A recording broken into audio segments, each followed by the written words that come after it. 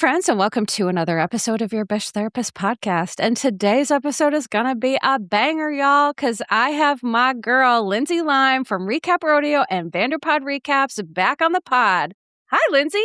Oh my gosh, hello, friend. We have well, it's weird to say excited about the things we're going to talk about because a toxic love story is actually like the heart of it is actually insane and like horrifying, but I'm just excited to chat with you.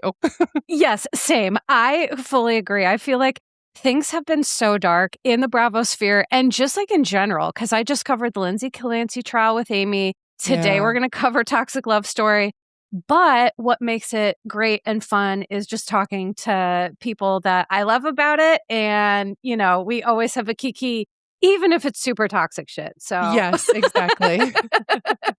So today we are going to cover a toxic love story on Netflix. If you have not seen it, it is truly mind-blowing, kind of well done by Netflix, but Lindsay's bringing some stuff to the table that Netflix left out. She did the damn work, y'all, and we are so grateful for her. And to start, we're going to talk a little bit about the Valley and Next Gen New York City. So we were talking a little bit before this, and I feel like the Valley episode 1, it was like a little sleepy. You know, we weren't getting to the meat and potatoes of the Nia and Danny stuff. Although I did enjoy seeing a lot of those memes about how small Danny looked. Oh my gosh. I died. No, the memes of it all. I saw one. Did you ever watch Buffy the Vampire Slayer? Oh, of course. Absolutely. You know how the vampires looked, right? They had a very distinctive look. Someone took a screenshot of Danny and they said, why is he in mid-morph? So it was like right from like human to vampire. And I lost it because it described it so perfectly. So perfectly. And all I could think of too, my sick brain, when I saw him there, I was like, he is Peter Pocket. He is Peter Pocket. Yes, he is that. He's a Disney villain. It is just, insane. It's so funny. And Nia on her social media, because I'm shocked. I haven't been blocked by Nia or Danny, which I'm actually a little bit shocked about. But Nia posted this picture of her and Danny and the kids, and she was shorter than Danny in the picture. So that means she's like scrunching down to not like her prairie dress was hiding like her little scrunch. Yep. Because Danny needs to look tall in pictures. Yes. And I'm just like, that is such a red flag. No, that couch showed it all. It showed it all. Like, I saw this one thing on social media. Someone drew a picture of like Nia being like big as the mom and Danny on her. I saw that too. Which, you guys, what makes it so funny is like that truly like represents their relationship too, because Nia doesn't just have 4 kids; she has 5. You know what I mean? Danny is like included in that. Yeah. Oh yeah, she has 5 under 5. Yeah, like, literally. So anyway, we had to get the petty stuff out, at the start. So even though it was a little sleepy, there were 2 things I felt like it would be good for us to talk about. Is number 1, the fact that Luke had the privilege of not watching himself, which has enraged every single person on the internet. What we all kind of agree on as the Bravo sphere is that it should be required. No one should be able to pull an Amanda Batula or a Luke where it should be required. And I say this for 2 reasons. Number 1, if we have to be subjected to their bad behavior, so should they.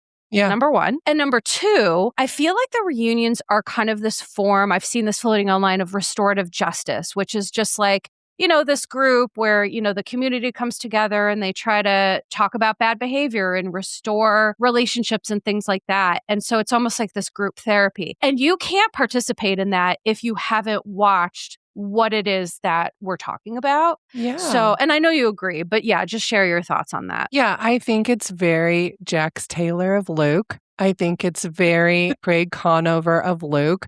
The men who usually have the most outrageous behavior are like, no, I didn't watch it. I lived it. And that is such a cop-out answer because yes, you lived it, but I do think there's something in watching it back And I think Luke is the type that he doesn't want to take accountability in his mind. He doesn't think it's like a big deal. And I get, in present time, maybe him and Kristen have been working on stuff and it's probably hard to watch things because this was filmed, almost a year ago now? Like, I understand that, but I think it's a part of your job to watch it back. And especially with Luke, because what's so interesting about the Valley is, Jax is off the season. So it's really highlighted other people on the show, right? Like the Danny of it all. And Luke hasn't really been that noticed. But this season, the stuff, that finale, Melissa, I still can't get over the coffin comment. Like, I think that yeah. is, you know what I mean? Like, I'm still thinking of that. I don't think that's funny. I think that's horrific. And for him to just be like, no, I didn't watch it. Like, I'm sorry, then you can leave the stage. Goodbye. Because I don't want to hear anything you have to say. Right. And I think you're right, is that the people who behave the worst tend to be the most protective over, well, I don't want to watch this. Yeah. And, it's funny because Jesse said something at the reunion, even though he makes me so angry, Jesse. I think he is an absolute troll of a person. Yeah. But he was like, well, you can't grow if you don't get feedback, which is funny coming from him because it's like, where have you grown, sir? Right. Where is that growth? But okay, sure. He's right. It's just like, again, that's so very Jax Taylor of him to be like, well, this is the right way to say it, but I'm actually not going to follow this in any way, Mm-hmm. But I do think that it's like Luke received so much backlash deservedly. And my frustration is with covering this Lyndsay Clancy case, seeing how partners can let down women with postpartum mental health issues and how that can lead to seriously bad outcomes. Yeah. The number one cause of death for pregnant women is homicide followed by suicide. Yeah. And so I just think that it's really, truly a big deal and a real disservice to Kristen for him to say, I want you to have another child, but I'm not going to revisit any of my behaviors that created pain. Yeah. And that is just an absolute setup for failure. I know. Also, Melissa, what if her second pregnancy, what if it's worse? Like, I kept thinking of that, of like, what if she has more, like, Kristen was really honest on her podcast too about, like, it wasn't just postpartum, like, pregnancy-wise, she was really mentally going through it. And so it's so hard for me to hear Luke bitch about it. And I'm not saying, like, when your other partner, like, yes, they can have emotions, they can, have their feelings, but it just doesn't feel supportive in any way. And that's where he loses me. And so I'm just thinking about, okay, you want another kid to get away, but what if it's worse? What if it's worse? Right. So you using that language is scary. Flat out, it's scary. It is, especially when we're talking about death. Yes. So he's saying, I want pregnant Kristen in a coffin. Well, honey, she might be. Right. If you ask this woman to give you another child and refuse to attend to her and just refuse to understand what this is, that is how serious we're talking about this. Yeah, I know. So you not watching that back and like really taking that in and then seeing like people talk about it, like that to me, like he really is he's lost me. And so I really don't care what he has to say about it. I agree. I saw one thing on social media that was like, Luke is like the human version of Hey Dudes. Yes. Oh my gosh. Yes. That's so funny. I die. But the other thing that I wanted to get your thoughts on is that the internet is kind of split on Lacey. Mm-hmm. Lacey showed up, she clocked in, and I've seen various thoughts about her presentation. I certainly have my own, but I want to hear what you have to say about that. I'm not gonna lie, I have complicated feelings when it comes to Lacey because she talked a lot about her story and like what she's been through like before she got on the show. So that's like always in the back of my mind when it comes to her. And I think she does a lot of good, but where she loses me is honestly with what she preaches, then being with a man like Jesse. Like that is where is where I really struggle. And I think people think that she ate with Michelle. And I think she had some points, but I think people see it as because she was calm when talking to Michelle. She didn't miss a beat when she was talking to Michelle. So like just looking at those components, it makes you think like, oh, wow, she ate Michelle up. I do think Michelle needs to be more honest about like her feelings. Like, yes, I was frustrated, or yes, I was yelling. Like she needs to just own that more instead of being like, Right. she wasn't when there's actually footage of her yelling. And it's like, girl, like Right. everyone on that cast says, yeah, like it's okay. And I do think it's hard to believe like Lacey makes it sound like she's never raised her voice. I'm like, I'm sure there have been times. And I think it gets a little like, if I was Michelle, I would want to come across that couch, like talking about my daughter. I don't know, like that would just be hard for me as a mom. But I understand like, I don't know. I really struggle with the Valley because the kid element of it. I'm just like like there's kids involved in all of this. I know. But yeah, I think, Lacey, I think what she says a lot, I'm like, oh, that makes sense. But I just can't get over still the element of you're with Jesse. And I think Lacey maybe gets stuck in the like, well, Jesse treated Michelle this way, right? But he won't treat Right. me that way because I'm different. And I just like Jesse, I just don't think he is a good guy. Long story short. Listen, everything you just said is exactly how I feel as well. That is the greatest clinical indicator to me, like being with Jessie. It shows that Yeah. there's something about her. It's an odd thing, right? For a woman who is, self-assured and confident and assertive and all these other things, it's like, well, why would you be with this man? Because where Lacey was right is calling out Michelle on things she did, right? Yes. Michelle Yes. was projecting. And I do wish Michelle could have just said, I was angry. I was resentful. I was sad. I put that on you. I did that, right? I Yeah. yelled at you. I did this. But Michelle, she does struggle with that victim mentality of like, it's everybody else's fault but hers. Mm-hmm. And that's not going to serve her, right? That's for me like a real problem because it's just not serving her. But where Lacey lost me, everyone was like you said, they thought she ate. And I was like, she ate shit to me because she was like, made a comment about Michelle getting her daughter attached to someone who left her. And I'm like, okay. All right. So you're going to say that Michelle and Brittany are misogynist, but I think the call is coming from inside the house, Lacey, because that is a misogynistic asshole thing to say, right? Mm-hmm. And also the fact that Lacey and Jesse have this superiority complex because they just happen to stay together. But can I be honest? Isabella's first heartbreak was Jesse when he and Michelle separated, okay? Yeah. So he's projecting a little bit in terms of he's hurt his child too. Because unfortunately, even in divorce situations, that's going to hurt children, but it's good at the end of the day. You know, children are always better living in separate but happier, healthier, more functional homes. Yeah. But she absolutely is going to carry stuff with that. Yeah. And so I think it's projection for Jesse to put that all on Michelle number one, which he loves to do because he really doesn't take accountability for anything, even though he's dating the accountability queen, which again, that's just like something's up there. But the second thing is, so she made that comment about Michelle and then just like, again, not believing Janet's story of SA. And for me, I'm like, how can you call these women out for misogyny when this is actually what you're doing, which is just regurgitating Jesse's, what I feel to be honestly slut shaming. Yeah. He's like essentially labeling Michelle as like a loose woman who has the nerve to like date multiple people. And it's like, guess what? One thing that unites parents is that you're humans and y'all have a need for love and belonging. Yeah. So can we just like give Michelle a break in that piece of it? Now, does Michelle need to work on her picker a little bit?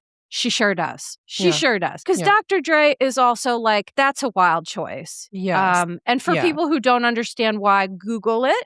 Yes. But there has been a lot of allegations of domestic abuse from his partners who also happen to look a lot like Michelle. Yeah. He was even just seen, I think, with another woman that kind of had similar features to Michelle. So it's insane. But no, I just 100% agree with what you say. And I think it's wild that like Michelle didn't know that Aaron was going to break up with her. They literally were moving in together and they had been together for a while. So I think Michelle and her tried... intent, yes, to your point, the intent was if you're going to move in and you're going to be with Isabella, we need to get married. Yes. That was her intent. Yes, exactly. And it didn't happen that way. And from my understanding, what really set Michelle off was they had a lot of agreements, but Jesse would be the first one Isabella, like she found out about Lacey when Isabella talked about her. And they had an agreement about like, bringing people around. So then Michelle was like, okay, then I guess I can bring people around. And I know there's like conflicting, what Jesse and what Michelle says as far as like when Michelle and Aaron started getting together. Like I get like when it comes to Michelle and Jesse, like there can kind of be like a truth in the middle from both sides. Right. They're both unreliable narrators and to a certain extent. Yes. Yeah. But I think it's very telling when I've seen other people on the cast, like the moms of the group will get asked, like, would you rather have to co-parent with a Jesse or with a Jax? And almost all of them always say Jax. And I'm always taken aback by that because I think Jax Taylor is one of the worst humans ever. But they always make such a great point is Jax is stupid. Jax will just like, Jax is in a parenting app right now, literally harassing Brittany. When I'm like, you could just like show that in court. Jesse is smart. And that's like more scary. So like, I'm always like, I think Jesse can be very charming. I think he's good for reality TV because like he like lets you forget that stuff. But then I feel like reunions, I'm always like, oh, there's Jesse. There he is. Right. And that's such a solid point about Jax because it's like those parenting apps, by the way, are used with the courts. Yes. Everything you say in this app goes to the courts. Yes. This is why I believe Brittany got full custody. Because if you cannot even manage to be appropriate in a court-ordered app, you don't deserve to have custody of your child. And I also think Jax is a bad parent and isn't very involved in his child's life, whereas Jesse will feign being a good parent. He'll feign being concerned about Isabella when I really think it's about being nasty to Michelle. Now, I think he loves his daughter, and I think that he does care, and he is upset about that. Yeah. But I think he's using that as a shield, which is disgusting, to use your child as a shield to hurt your baby mama. That's crazy. Right turn. We're going to talk a little bit about Next Gen New York City because at first I was like, well, we have so much to talk about with the toxic love story. But then you and I were getting into it. You were making some really good points about basically this episode. We learn Georgia is telling Amira more things about Charlie that he has said. Yeah. And you had some really great thoughts about that, if you wouldn't mind sharing. I think a lot of us were kind of confused about the previous episode and how it seemed Amira forgave Charlie so quickly, but understanding the context of first their age, secondly, I didn't realize that Charlie and Amira had been friends for 7 to 8 years. And so that context, I was like, okay. Also, I remember being, in my 20s and it took me a long time to realize like what friendships like benefited me and what friendships made me feel yucky. And I feel like this episode I thought was so important because I think you saw in real time Amira have some like realizations. And what really threw me off is when she's talking to Georgia and Georgia was like, oh yeah, like I didn't realize like you would be so hurt by like what I told you.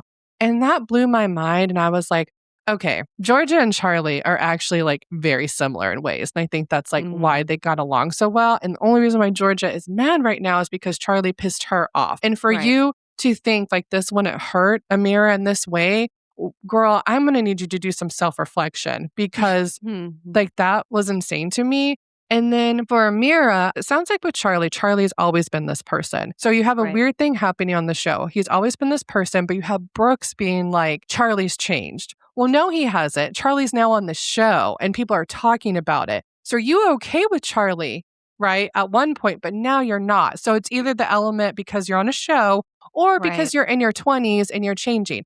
I think with Amira, it's that. I think with Brooks, it's more they're on a show. He's getting called out for stuff. With Amira, I think it's more of like, oh man, I just would tell myself, oh, Charlie's just like, he jokes, right? He just really makes bad jokes. He says things that are ignorant, but like he treats me like really well as a friend. But when Georgia kind of, and I don't know if you got this, but Georgia basically alluded to, I think, Charlie using slurs when it comes to trans people. Yes. And we're not going to say what the slur is. No. But we know what it is. And Amira immediately knew what it was too. Because trans people live in horror of the things that people who are supposed to love them say about them, let alone people who don't care about them. And I wonder if Charlie would say that word around her and then she's told him, hey, don't do that.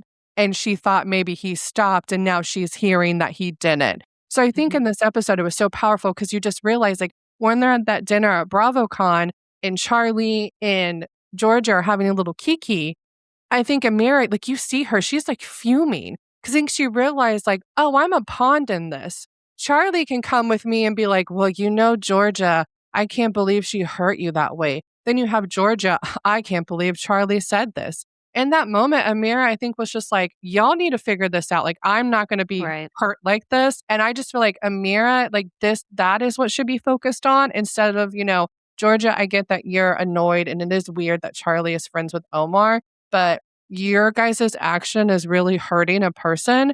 And I need you to focus on that. And so I just like, y'all, I love Next Gen NYC. It is so good. Same. Yeah. I think it's the best Bravo show on TV. Yeah, to be honest. Yeah. And your points are so good in that Amira literally is collateral damage. Yes. She absolutely is. And I think that's what people are missing here. Because if you care about someone and you know that Charlie's using these slurs, why wait till now?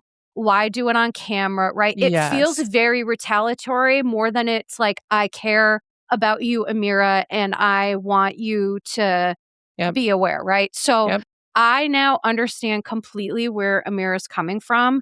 There is something with Charlie that I think she felt like he was a safe person. And the look of hurt on her face honestly broke my heart. And it made me upset with Georgia and it made me upset with Charlie because it's like, y'all are menaces. I mean, I like Georgia in a lot of other ways, but she definitely lost me here. I think she's quirky. I think she's funny. But I do, like you said, she needs to self-reflect about why now. Yeah, she's selfish. It was selfish. It was because she was happy to throw Amira under the bus, run over her again, just to like try to hurt Charlie. And that's a real, that's a real problem. But I agree with you. Next Gen is like one of the greatest shows. I legitimately enjoy watching it. To be honest, I don't cover it. I cover it on the pod, but I don't do interpretations because sometimes it's just like, it's hard to explain. It's fun. And maybe there's not always interpretations other than like the transphobia, which I've talked about, and Charlie stuff. But in a lot of other ways, it's just like good stuff. And it is. Yeah. I'd love watching all the Bravo, the daughters and the sons and the children's. And I'm just like, I feel protective of them in a little bit of a way. Yeah. That I'm just like, I love you guys. I love the second generation of Bravo children. I know. That's how I feel about Riley. I'm like, stop talking about Riley. She's in her 20s. Let her learn. I'm like, come on. And this episode, we find out with Riley exactly what I said, which is on a podcast before, like her parents are in the middle of a contentious divorce. Yes. Her life has been flipped upside down. Yes. She literally, here's what pissed me off. People were so hard on Riley, which I think we can maybe all think of some reasons why. As a woman of color, I think people are harder on women of color and people of color when they make mistakes. But this woman, Riley, came on and she said, my mom held me accountable. I'm holding myself accountable. I drank too much. Yeah. I know this wasn't right. I am working on myself. I was feeling some kind of way about the divorce. Like, we have never heard Danny or so many of the other adults on Bravo have insight, awareness, and accountability, right? So here we have this young girl who is taking accountability and aware, and people are like, she's a brat. And I'm like, why do I feel like that's not the word people actually want to say? But, I know. And she, guys, like, I'm sorry, but like, she is in her 20s. Who I was when I was in my 20s and I was drinking is completely not who I am now. So, like, let's be honest. Was she an asshole during that girls' night? Yeah. Absolutely. She was. Guess what? She knows that. And what was so telling is when I Watch What Happened Live, Andy asked her, like, how her mom thought about that. And she said, my mom knew that I was going to be so hard on myself. So it sounds like Candy was just, like, there for her. And I was like, oh, I love a parent like that because I think Riley, we saw someone, like, she internalizes so much. I think also sometimes, like, I told this to Brady, sometimes she'll say something and then the other person will say it back. And she's like, no, that's not what I mean. Like, that's not what I meant. And so I think we see her in real time trying to figure out and process how she's feeling, also figuring out who her friends are. And so I thought her Watch What Happens Live, you can just tell, seeing the episode, she watched it back and she was like, oh yeah, like I do have regrets. And like, that's all you can ask for. Right. And that's the other thing. This 23-year-old girl was like, watched it back. It was like, yeah, this was fucked up. It was absolutely inappropriate. I thought, how bad could it be? And then it was real bad. And it's like, I don't know that I've ever heard an adult on Bravo take that level of accountability. I don't know that I've ever seen it. Right. Especially someone in their 20s. You know what I mean? Yeah. Like that, so maybe let's get off Riley's back. Right. Let her live. A little bit. Let her live, y'all. Yeah. Be on Charlie's ass. Charlie's in his freaking 30s and he is out here being a menace. So that I'm all for. And Mandy made a great point. Be on Hudson's ass too. She goes, I think Hudson's more dangerous than Charlie because Charlie, you know what you're getting. Yes. I was like, bro, you just blew my mind. I was like, the way when I was listening to your pod, I was like aghast when she said that at first. I was like, excuse, which by the way, I hate I hate Hudson. Like I think he is like very controlling. Like I've been calling that out. But when I cannot, like Charlie is just, but when she first said that, I was like, Mandy, how dare you? Then she said, well, I know. My reaction, Lyndsay, I was like, wait, what?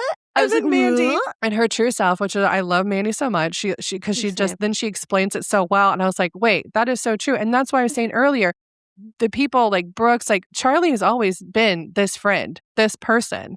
And so he shows you his cards. So it's interesting that some of them are like, he's changed. No, he's always been this person. Hudson, though, is like the very first season. I remember not really having any thoughts of Hudson, right? Like he was just like with Ariana. This season, though, talk about truly the ick. And it makes me so sad that they're actually like back together because he's controlling the way that he's like, don't talk to my woman.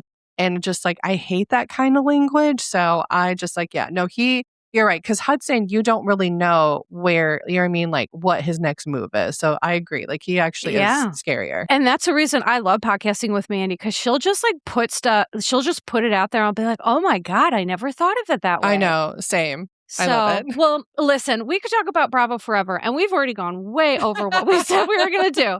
But here's what, oopsie doodles. So what we're going to do is we're going to take a quick break and then we're going to come back with a toxic love story. Stay tuned. And we're back. Lyndsay and I are now going to shift gears and talk about a toxic love story on Netflix, which was one of the wildest episodes or documentaries that I've seen. And as you and I, Lyndsay, have talked about, it has a lot of features of the Anatomy of a Scandal episode I covered with Scamanda and the Taylor Parker situation. There are a lot of consistencies with like the psychological presentation here. So what Lyndsay and I are going to do now is talk a little bit about the documentary and I'm going to give you a little synopsis. And Lyndsay, your girl, boots on the ground, got the information, of course, that Netflix left out because they love to leave some things out that are like super ultra important.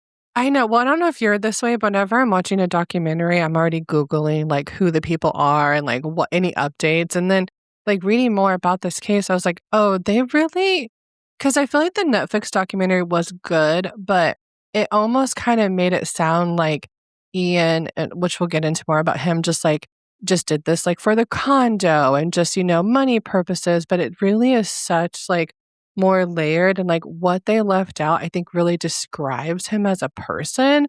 And so I get Netflix can't, include every single thing, but it's just like I'm always curious why they leave out certain things, Right. And to your point, when we get to that piece, I mean, I always wonder, like, do they worry about liability? When you're talking about SA, that's such a touchy subject, but I just am such a believer in we have to name things. We have to name them.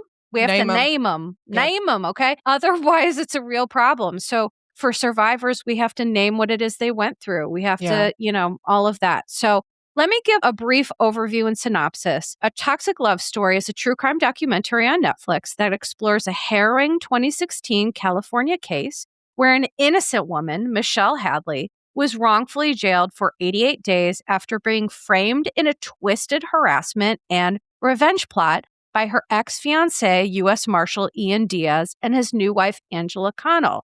So I'll give you a couple of like tidbits in terms of what the accusation was, what happened. So the accusation was that Ian Diaz and Angela Connell reported intense cyber stalking, claiming Michelle Hadley was sending death threats and posting fake Craigslist rape fantasy ads inviting strangers to their Anaheim condo. The arrest came with Michelle Hadley based on fabricated evidence and manipulated police reports. Michelle Hadley was arrested and faced severe felony charges before spending nearly 3 months behind bars. The twist is, after a multi-year federal cyber investigation eventually unraveled Angela and Ian's web of lies, digital forensics and IP tracking proved that the couple had staged the entire harassment campaign themselves to frame Michelle. And the aftermath of this, which brings me great joy, is Angela Connell pled guilty to multiple charges, served prison time. She moved away and I'm sure is grifting somewhere else. Grifter's going to grift. Mm-hmm. And Ian Diaz was convicted by a federal jury and sentenced to 10 years in prison, which is not nearly enough. And Lyndsay's about to tell you why. Yeah. Again, watching the documentary. Well, first of all, I want to ask you. So when I was watching it, I'm curious, like, what was the moment for you that you realized, like, okay, this is going to like take a twist and it's not Michelle. My moment was when they showed the body cam footage of them going to Ian and Angela's house. And we learn in the story that Angela said that she's pregnant with twins. And in my mind, when I saw her, I was like, that's not someone who's pregnant with twins. Just from like talking to people, like, and everyone's different, right? But majority of people, when they're pregnant with twins, they show significantly earlier than someone who's pregnant with one. And so when I kept seeing her, I was like, she's not pregnant with twins. So that was already like a red flag for me. So I'm just curious with you, like what was a moment you immediately was like, no, this is Ian and Angela? Yeah, such a good question, because what you're talking about is when Netflix does these documentaries, they do it in a way to not give away what happens. And so initially, it was framing Michelle as the person who did all these things very convincingly. Yeah. And 3 things. And this might seem really little, but to my therapist brain, it was such a red flag. In the beginning, we saw this video of Ian recording Michelle. They were in New York. They were doing something. Yes. And he was recording her without her knowledge or consent. Yeah. So she was looking around and then she looked at him, and what he said, the whole thing made the hair on the back of my neck stand up, where he was just like, she's like, are you recording me? And he was like, yeah, I just love looking at things through your eyes. Yeah. Oh, girl. I was like, it was him. Definitely it was him. And then with Angela, there were 2 things that the pregnancy thing, I did notice that, but the faking cancer stuff, I was like, yeah. Okay.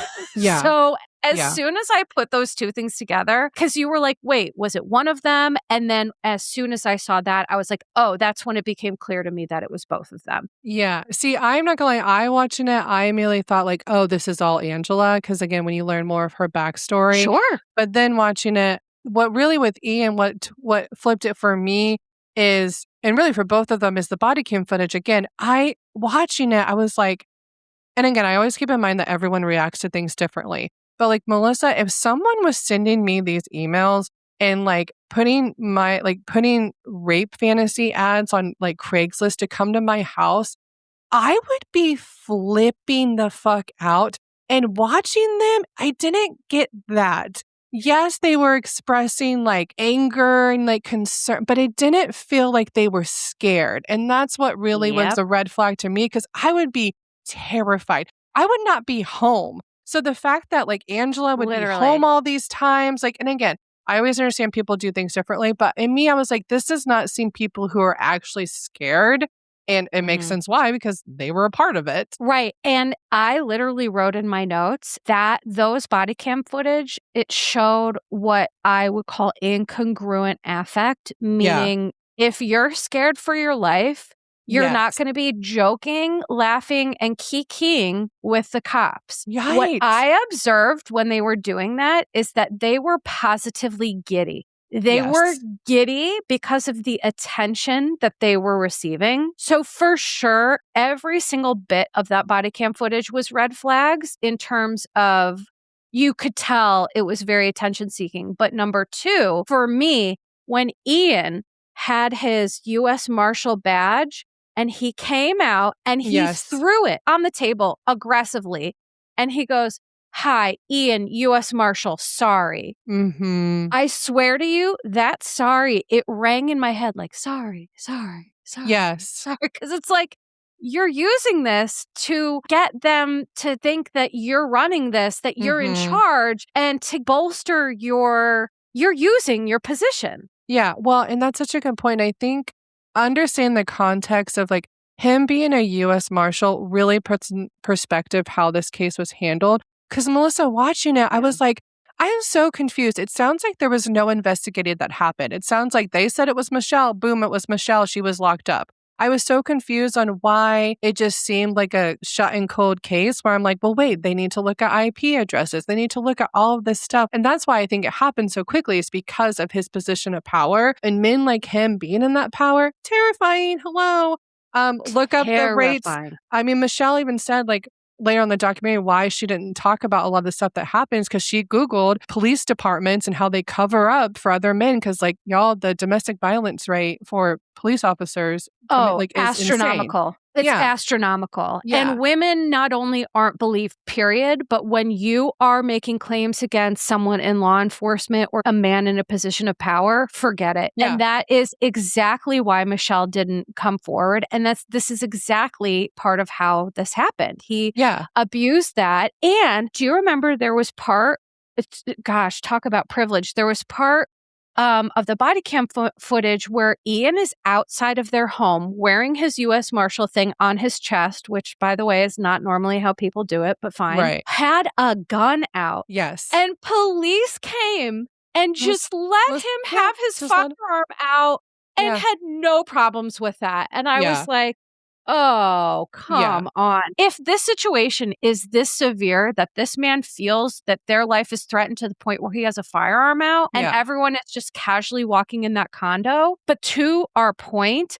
Michelle Hadley eventually sued the Anaheim Police Department and won. And won. Significant damages. Significant. Yes. And when Netflix put that in there, I was like, oh, she whooped their ass. And this is exactly why. They didn't investigate. Yeah. It was two white folks, if I'm being honest, two white folks, one of whom was the U.S. Marshal, and the other one who was a convincing liar and grifter who like professionally does that. And they got this Anaheim Police Department to buy their story without doing any sort of investigative work whatsoever. Yeah. And I know we kind of went on like a tangent, but like so for this podcast, I text Melissa because again, watching the documentary, I thought it was pretty well done, but there are so many pieces where I'm like, that doesn't really make sense. Like, again, just like stuff that they left out. So I listened to a podcast, which I'll shout it out, and I always mess up. So the name, it's like Seriously, but it's Serial-lessly. So like serial killer. It's like a true crime podcast. Yeah. But the host is Annie Elise.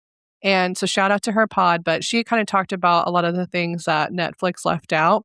And I think it provides just so much more context and a few things that they left out before I get into like the biggest thing that I think should have been included. But some of the things that didn't make sense to me, it was like, okay, so eventually they finally get a restraining order against Michelle and they just go to Michelle's house. They're like, here, you have a restraining order. Michelle, in that moment that they left out, is she actually even told them like, hey, this is really confusing to me. Yes, I did send him some emails, but like the emails you're showing me, I didn't send those. Also, she told police, hey, I've been getting alerts on my Google account that someone's trying to log into my stuff. So again, so his position of power just shows why wasn't that looked into? Because that is disgusting. Out is he was making accounts with her stuff. So he was trying to get into her stuff. And I understand like people say she told them that and they just like did not follow up. That's crazy. I know. That's crazy. Another thing that they left out, which I thought was interesting, was so when Michelle was arrested, there was a guy who came to the house from a Craigslist ad and he ended up not coming into the house because he saw a man's name on the code like to enter the house. So he ended up leaving. Well, Michelle was arrested, I think, after that, and her parents bailed her out. And then Angela and Ian started getting more emails, but they weren't signed from Michelle. They were signed with Jason's name, which Jason is Angela's ex, who she lied about cancer. So she tried to then say Michelle was framing him.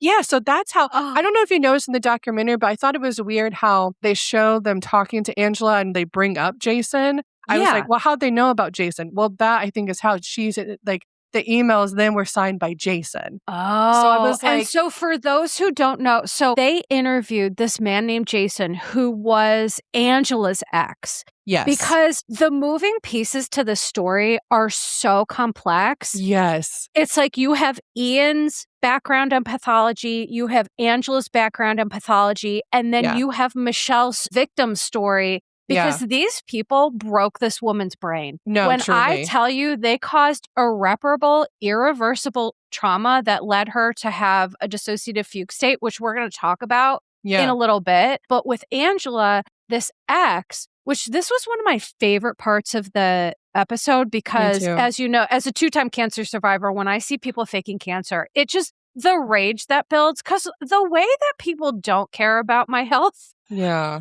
Like, people use it to get attention, and I'm like, where? Right. It's so frustrating. No, it's disgusting. The long and the short of it is that Angela said that she had, and it's always like some sort of cervical or ovarian cancer. Breast cancer. They love to fake that like one that. too. Mm-hmm. And the long and the short of it is that Jason and the group of friends that she was with, they put 2 and 2 together because she would wear like a hat over her head, but she still had hair popping out of it. And when you're bald, like I've lost my hair. And when I'm telling you I lost all of it, that means from my head, from my eyebrows, from my face, and that's right, from my body, legs, armpits, all of it. All the hair came out. I was like a smooth little baby seal. And you don't have these little wispies when you're bald. You know, it's just ridiculous. Well, what the podcast explained is, so she shaved her head because she was like, I already know my hair is going to fall out. But what people picked up on is, and you'll know more about this, is like, from my understanding and what the podcast talked about is when you have cancer, your hair doesn't usually start growing back until after chemo. And also when it grows back, it can be completely different. And it also takes time. Her hair grew back immediately after she shaved it, and it came back as just like what it was. So people in her life were like, that's suspicious. That's weird. Yes. So, and I can be clear about this since it happened. When you lose the follicle at the root, when it falls out from chemotherapy, from having cancer, you are bald. There's no little fuzzies. There's no, you know, like when you shave, you get those little, what do you call it? Like, you know, gruff kind of. Prickles. This is not that. And it does take forever to grow back because, again, it's growing back from the root, not just because you shaved it. So it takes a longer time to grow back, number one. And number two, my hair grew back completely different. Now, people said, oh, your hair might grow back like dark and curly. And my hair grew back like kind of wavy and just like an odd color. Yeah. So there are people like who know enough to know that that is really, really suspicious. And it did take my hair a long time to grow back. Like to even get a pixie, I mean, it took months, truly. So those are all flags, and I didn't know that. So good reporting. Well, and then talk about, this was a guy, because I know you talked about the Taylor Parker case, and that guy was like, what? I didn't know this was happening. Jason was like, this isn't right. I'm going to invest. He had someone, like he had a friend go to her house when she was supposed to be at chemo, and she realized she didn't leave the entire day. He realized that she Googled image a photo of the bag that's supposed to be like administering her chemo. And these, him and his friends literally had like an intervention where she walked in and they were like, we know you're lying. And the one, you're like, sit down, bitch. You're lying and we know it. Yeah. My favorite was the one friend that was like, show me your port. Show it to me. Show me your port. And you know what? You know what's so crazy? For those of you watching on video, I still have a port scar right here. Yes. I still have one. Right. Because I actually had a port. Yes, exactly. And it causes a scar and it causes like some issues. And she was like faking it. And the friend, like, she was just like, show me the port. And I was like, yes. Because normally in these cases, you don't see this level of like, we know you're lying. We're going to call you on it. And I just love this group. I was like, I want y'all to be my friends. Because you're amazing. To actually have the intervention. And that's what's so crazy about this documentary is basically you have two grifters that like come together, right? Yes. And that's what's like kind of confusing because it's like, okay, so was it like Ian who then like started this? And also did Ian know about Angela's past? Because then we find out, like, as I mentioned earlier, what I thought was Angela wasn't ever pregnant with twins. And it sounds like then, like, did you take it as like Ian actually thought she was pregnant and then he found out she wasn't and that's what made him turn on her? Because then he was the one that went to the police. Or do you think he always knew that she wasn't pregnant? Like that was a part of their grift? That's where I'm not entirely sure. It's such a good question. I've thought about this so much. I was like, is this a case of grifters coming together because of their shared psychopathology? And then this is just what happens when you're with a grifter, like grifter's going to grift, and then there's no loyalty towards each other. So my honest thoughts about this is that Ian is so good at predatory behavior, being able to pick women who will be susceptible to his manipulation tactics. That I think he picked Angela because he knew she would be a great cooperator because of her history. And then with the pregnancy thing, I personally don't think that he ever thought that was true, because if you have a modicum of intelligence and you know what somebody is, like you're savvy enough to know who this person is, I don't know that he believed it. But I do believe that he used it as an opportunity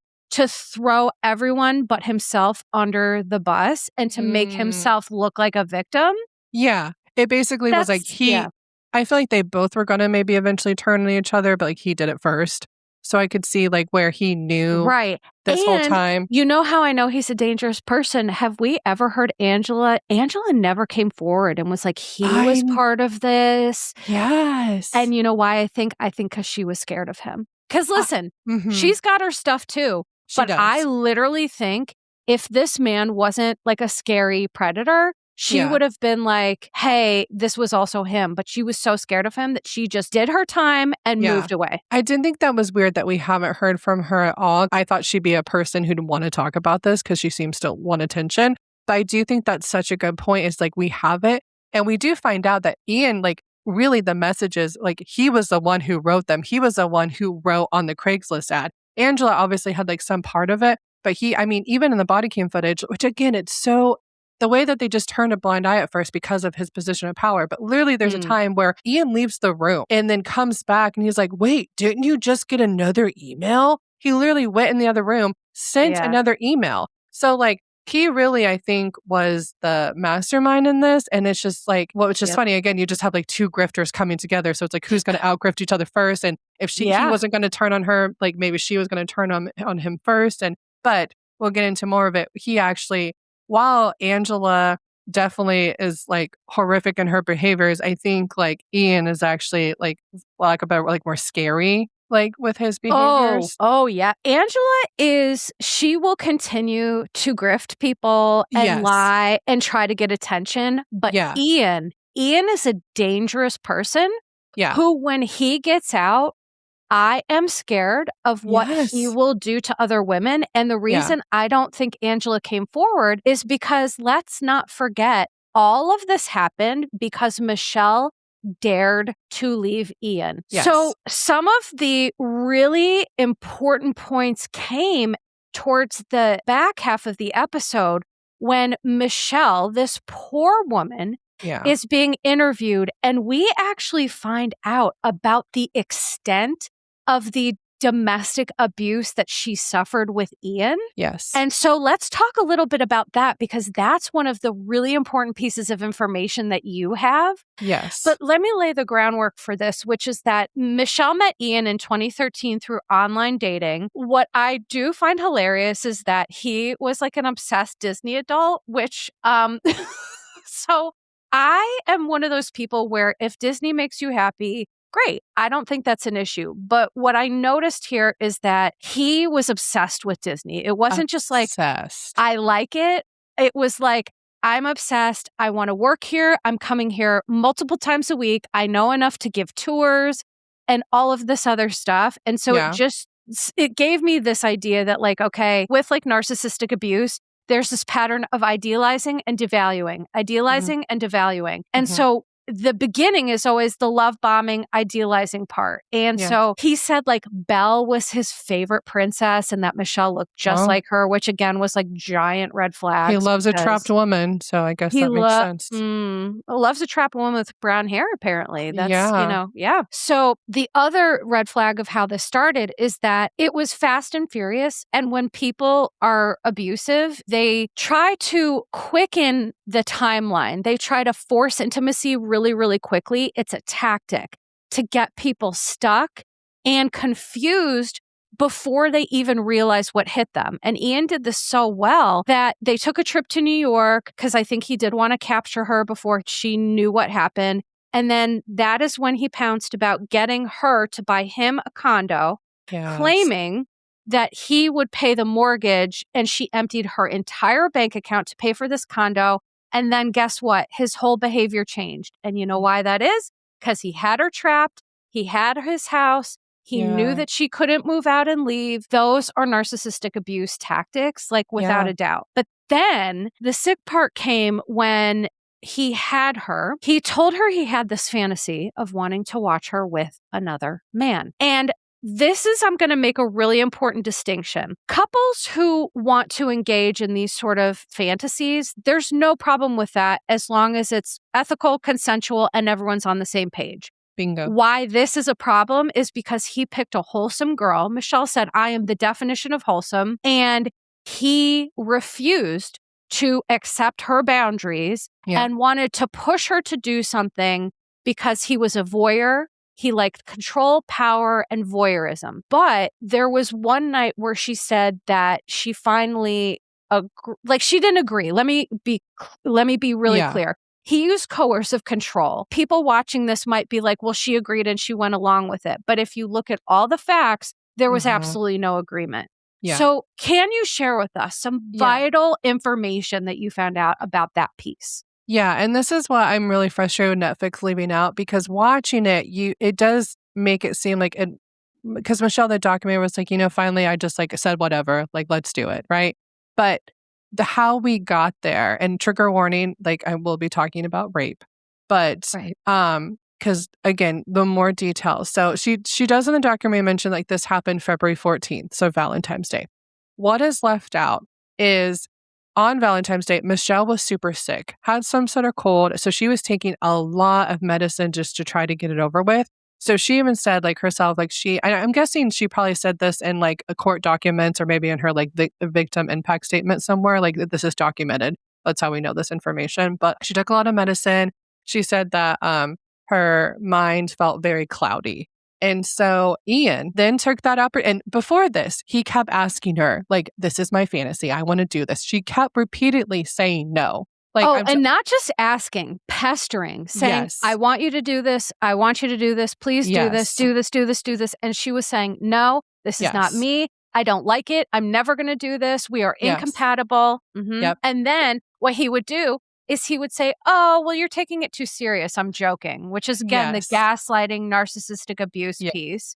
Because then you think you're crazy and overreacting when it's no, he's trying to pressure her into this. Yeah. So then he took a moment where she was sick. She had taken a lot of medicine, and he asked her, hey, would you want to, can I, post an ad on Craigslist and have a man come over and have sex? She said in that moment, she said yes. He then gave her 3 shots of whiskey. He then immediately went to his computer, wrote up an ad, and a guy came over that night. Michelle and him had sex. And right afterward, Michelle told Ian, I need you to know, I don't feel good. I feel sexually violated. That is what she said. Which she was, yes. Which she was. Ian flipped his shit. He got so angry with her. How dare you say that? That's not what happened.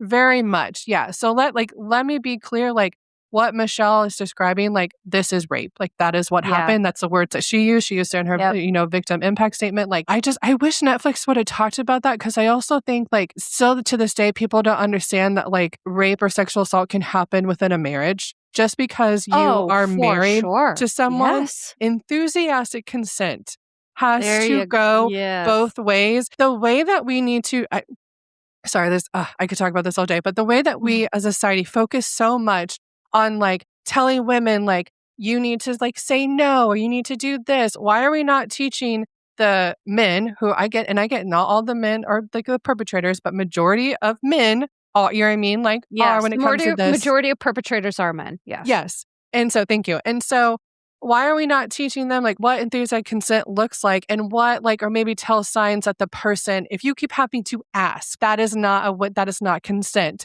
If she is out of it, taking medicine and you give her, that is also someone who cannot consent. Now, Ian isn't type. He doesn't give a fuck about this, right? Like he is, we're past trying to. Well, I actually think this is what gets him going. Yes. Is women being engaged with sexually without real consent. And that's part of the real problem here. Yes. This is a sick individual. Mm-hmm. Oh, he also, Melissa, he set up cameras. He recorded it.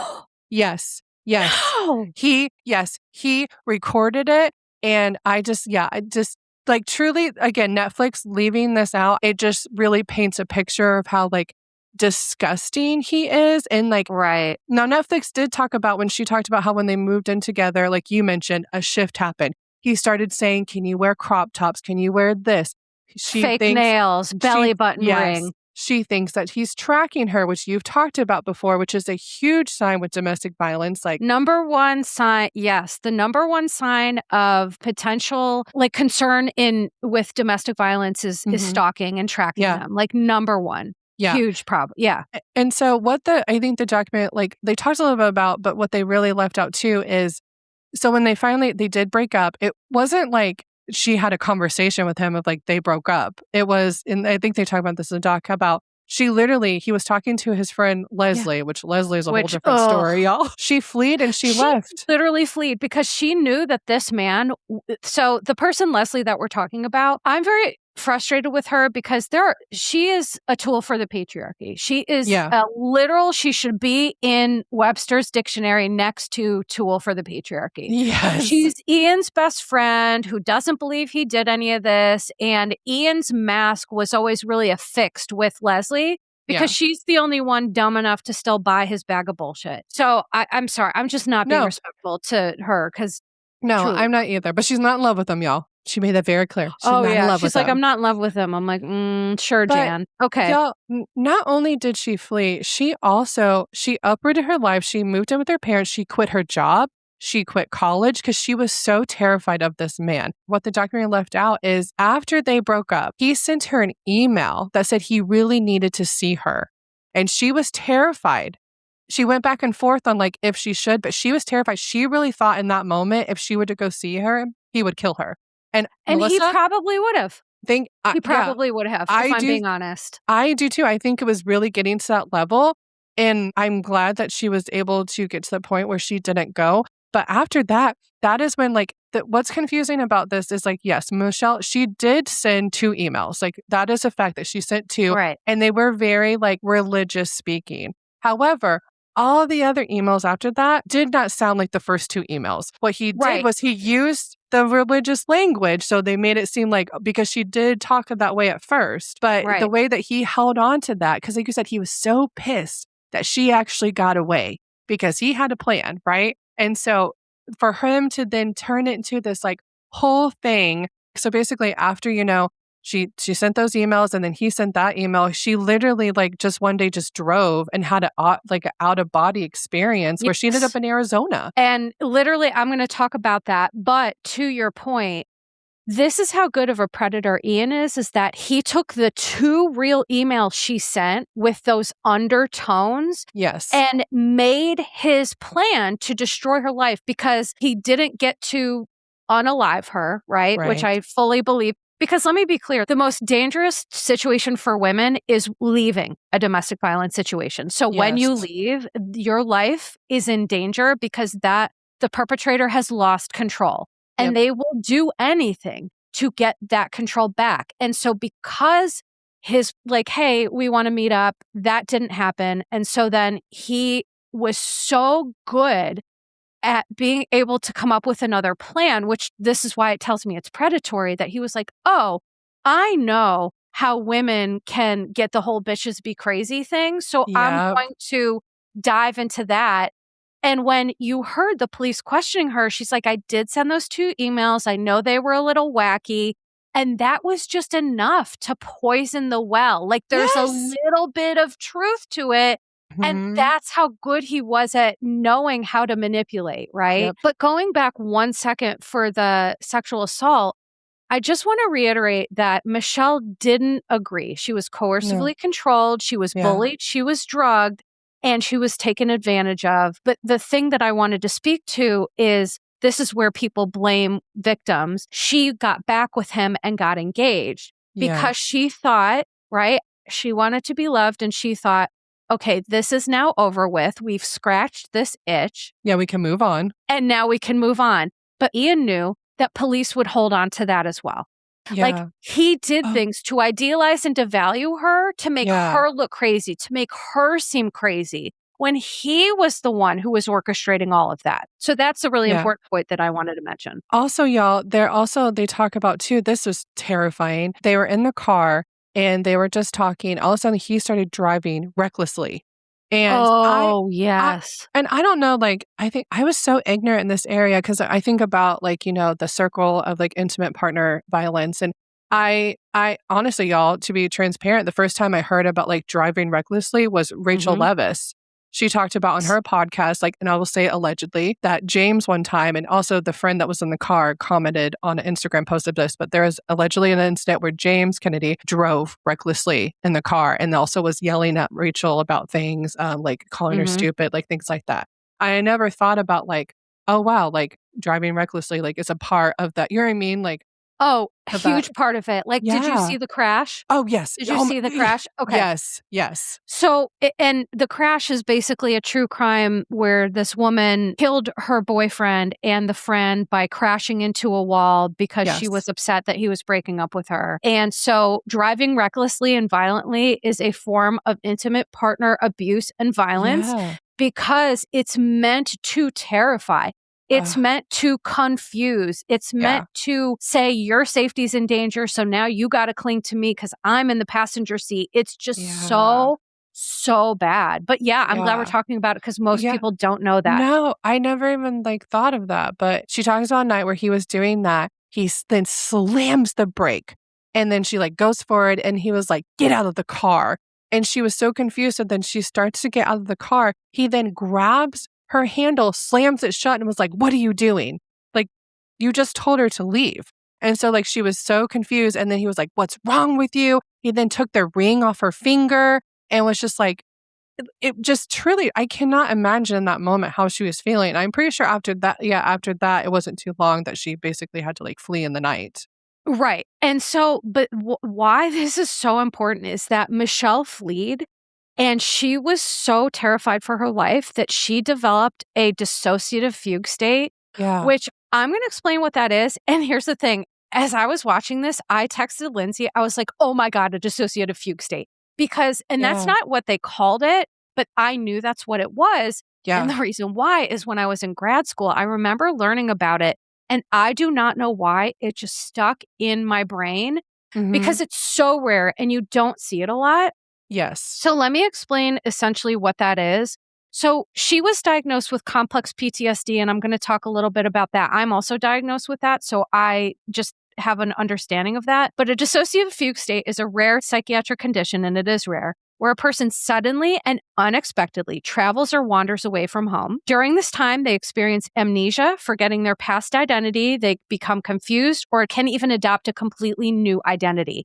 Yeah. It is almost like with dissociative identity disorder, when the abuse or the reality is so severe, people branch off personalities. This is honestly a branch of that tree. It just looks a little bit different. And so the key symptoms, sudden unplanned travel, physical wandering away from home. Thank God an indigenous family found her and saved her. Yes. Could you imagine if a terrible man had found her? No, Oh my gosh. or like you said, she could have like started like thought she was a different person and started like a whole new life. But luckily, her family Sincerely. like found her and got her like to like call 911, and that a doctor there was the one that was like, hey, you're experiencing what you're talking about. She got help, and that's why she was able to come back Which like to Melissa, herself. what if she would have got a different doctor that said, like, misdiagnosed her with something, or you know what I mean? Like that's another thing. I'm just thinking about like the Lindsay Clancy case of it all. It really just takes that one good doctor to tell you, like, you're experiencing complex PTSD in a dissociative episode. Like if they would have told her something else, like imagine like where she'd be. 1,000%. And that's such a great point, because it really is who you get. Do you get someone who understands what this is? And because this is rare, I'm actually shocked that the person at the treating her knew what it was, to be honest. Me too. Grateful, but confused. Right. Yeah. And so the causes are severe psychological stress, trauma, or profound emotional conflict. And so it's like an involuntary defense mechanism where the brain literally splits off from an overwhelming reality. It's like pressing your body's like shut down. It's like a big red button where your brain, your body, your nervous system shut down.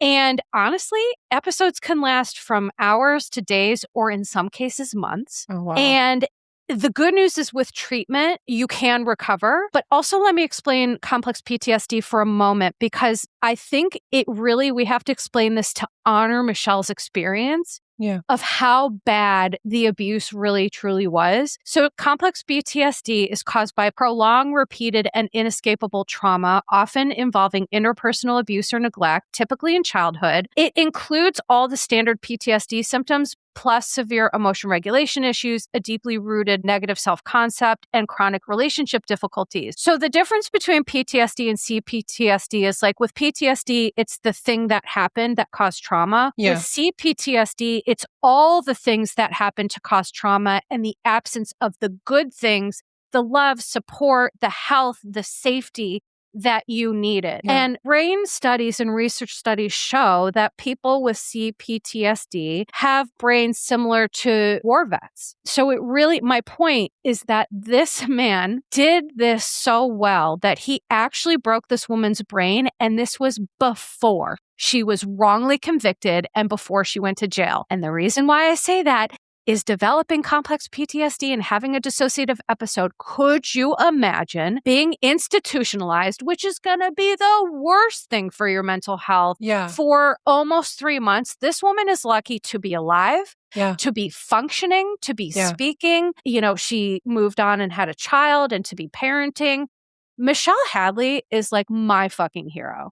Like, I just love her. I know. I think that's what, like, again, sometimes with these Netflix documentary, the way they do it kind of makes it seem like, oh, this is like a kooky, crazy story. But as we just talked about, when you really get into the meat of it, it is a horrific story. And I can't imagine, like, I'm sure when Michelle was in jail, like, I bet you start to have thoughts of like, well, wait, like, I know I sent those 2 emails, but like, did I, you know what I mean? Like, did I do other? Because she thinks about, when she was in that episode, it's just like, I can't imagine like what she was thinking. And I do think like, I have her victim impact statement here, and I just want to read one thing. She just, at the end of it, she said, this man just like, he didn't just want a condo. He wanted to ruin my entire life. And I think that is what's really important, because the way the documentary, it keeps talking about this condo. What I found out is like, when they went through this breakup, it was like going through the courts, like was horrific, but it was decided that Ian could live there, but he would have to pay Michelle back like a little bit of what, like, you know, she put into it. And also if he ever sold it,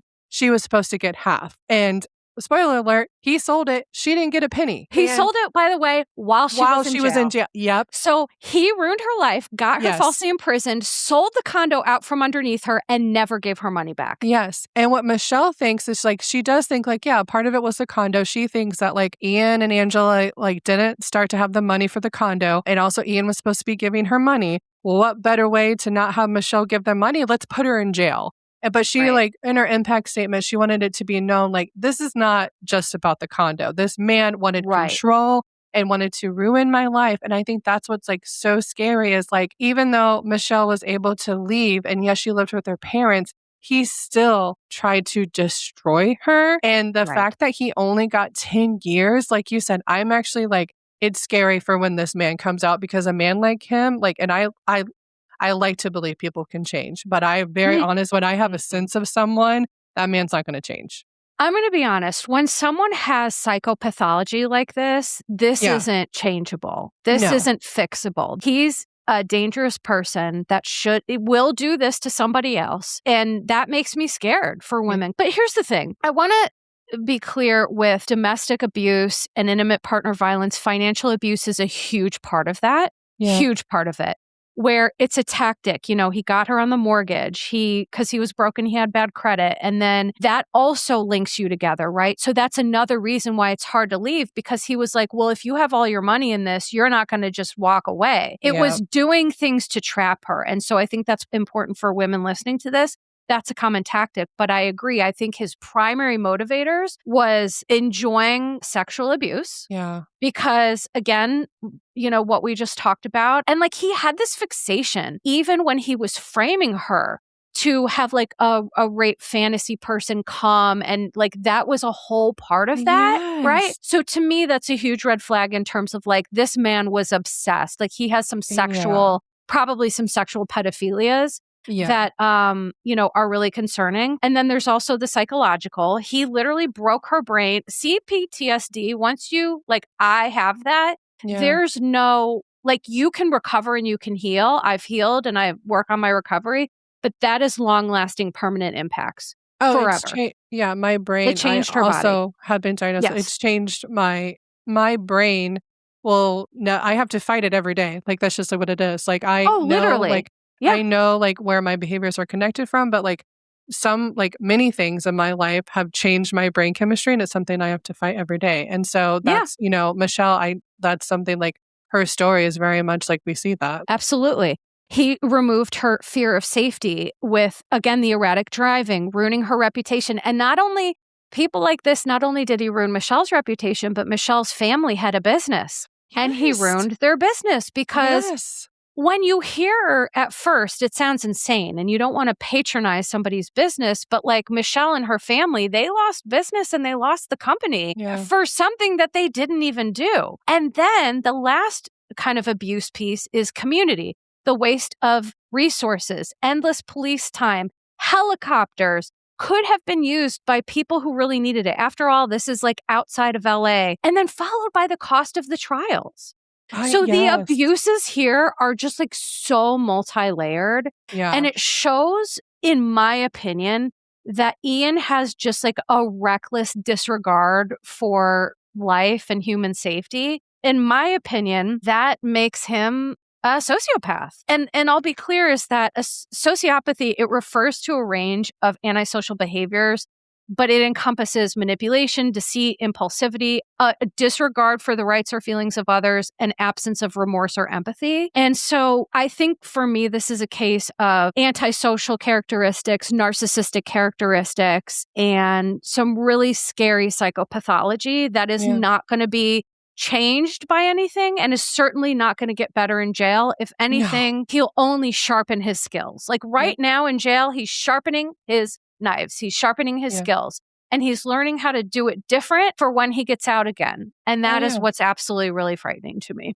Oh yeah. I mean, you're talking about someone who turned on, like Angela turned her in, and I don't think he didn't have any thought that this would come back on him. I think he really thought he was going to get away with it. And honestly, he would have if it wasn't like a certain amount of people in like, it wasn't the police. It was some kind of department that actually like looked into it more like, Oh, yes. It was, I had a hard time figuring out what it was, but it was this gentleman with the State Department, I thought. But I wasn't sure exactly. But I love people like that who are like, listen, we aren't blinded by the fact that this guy is a U.S. Marshal. We're not blinded. Like people at those top levels, they know what's up and they're really good at what they do. And for me, one of the saddest moments, I actually cried, is when a victim finally gets someone who believes them. Yes. Yeah. That sad little lip quiver that went on her face when she was like, he believed me. That's how you know that this woman has just been through the ringer. Because when you've been so abused and gaslit and treated badly by law enforcement, having someone like this, it literally gave her the ability to say, okay, someone sees me, they're going to help me. And when at the end, when he was arrested, I love Michelle was like, I fucking did it. And I was like, yeah, you did. No, you did, fucking girl. did it, girl. I Yes. know. It just shows it takes one person to believe you, because I guarantee she tried to tell the cops that, right? And they shut it down, or they didn't even ask. And like, I think the way that the one guy like approached his questioning, and he even, he asked like, why didn't you talk about this before? And we talked about that earlier about her talking about with like police and like what happens. And it takes one person to listen and one person for you to like feel comfortable and to like tell your full story with. And I'm so glad she had that, because otherwise it could have been a very different case. Yeah. But yeah, just like truly just an insane thing that happened in her life. I know. And to kind of like wrap this up is that it's just an amazing story, though, about perseverance. And, one of the really interesting things is that there was this concept of Lilith, that was the kind of religious aspect used. Yeah. And here's the thing. It is not lost on me that in the Bible, Lilith said no to a man and became a demon. Okay. Yeah. Yeah. Does this sound familiar, ladies? Right. Okay. Misogyny has been around forever. Okay. Yeah. But in reality, Lilith was a woman who dared to say no and to live her own life, and is really actually an amazing, resilient character. And I think that for Michelle, sometimes in our life, we can't get the rainbow without the storm. The growth comes from really, really hard circumstances, but to see her free and happy on the other side, very different, but free and happy. I just, that for me was like a great way to end this. It's like, okay, those two are in jail. She found her inner Lilith, took that power back, was like, I'm not some whore that's a demon. I'm going to take these people's ass down. Yes. As she should. Yes. Yes. Well, Lyndsay, was there anything else that we didn't get to about this?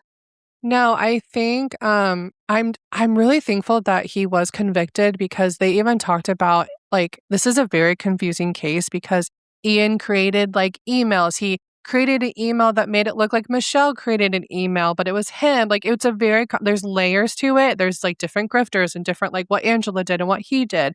So I'm really glad that they were able to have like a very like concrete case and like lay it all out there for him to be convicted, because it could have went also.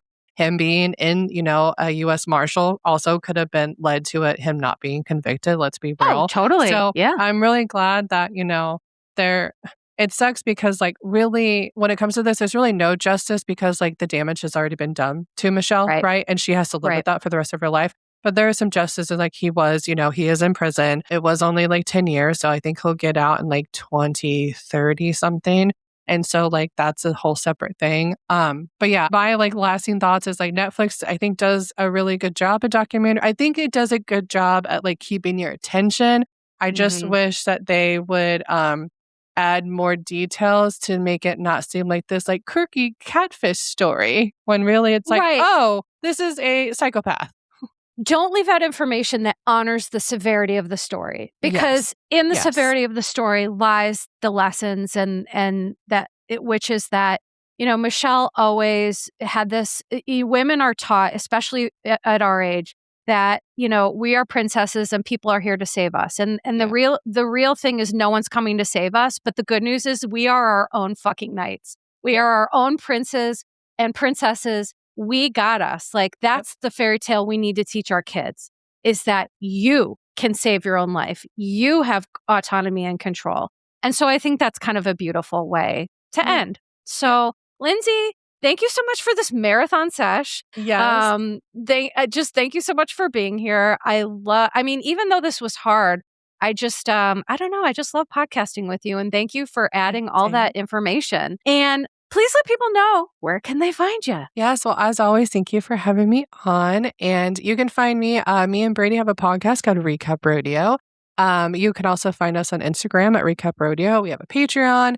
And then also for any like recaps of Bravo podcasts or whatever that's going on in pop culture, follow Vanderpod Recaps. Yes. And check it out. Recap Rodeo is definitely one of my favorite podcasts. Some of your episodes are, they're all hilarious, but, and you're just two of my favorite people, so I'm biased, but Please check it out. Please go ahead, give a 5-star review to Recap Rodeo and to Your Bish Therapist podcast. And please follow your girl on Instagram, Your Bish Therapist, and check out our Patreons because Patreon is where it's at. Patreon.com/either Recap Rodeo or Your Bish Therapist or both. Come join the communities. Yes. For less than a cup of coffee, y'all, you can be in our communities. So for today, sending love to you and yours. And ta-ta for now. Disclaimer. Posts are not intended to diagnose, treat, or provide medical advice. Your Bish Therapist is for entertainment and informational purposes only. The podcast, my opinions, and posts are my own and not associated with past or present employers, any organizations, Bravo TV, Greyheart Productions, or any other television network. The information in YBT podcast and on its social media is provided for general informational purposes only and is not intended to diagnose or treat. Please do not act or refrain from acting based on anything you read, see, or hear on YBT podcast or associated social media. Communicating with YBT via email and or social media does not form a therapeutic alliance. Melissa, operator of YBT, is unable to provide any therapeutic advice, treatment, or feedback.